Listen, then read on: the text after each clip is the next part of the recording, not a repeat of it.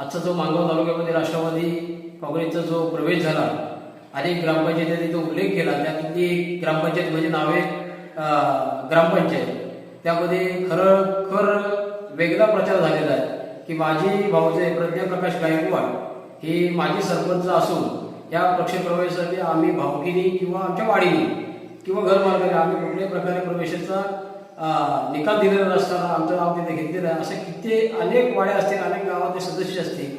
आमचा फक्त एकच निधी आहे की आम्ही गेल्या आमच्या 15 लाखाचा जो निधी भरतसाठी टाकला सभागृहासाठी, तर आम्ही तिथपासून मुंबईपासून ते गावच्या बावकीपासून एकच सेट फक्त भरत सेट आणि हा असा खोटाने खोडसर जर आरोप करत असतील तर आम्हाला मुलीच ते पटत नाही. कारण गावचा या वाडीचा प्रथम नागरिक म्हणून, एक सदस्य म्हणून एक ठामपणे मी सांगू शकतो की भरतशेठ सरकार येणार आहे.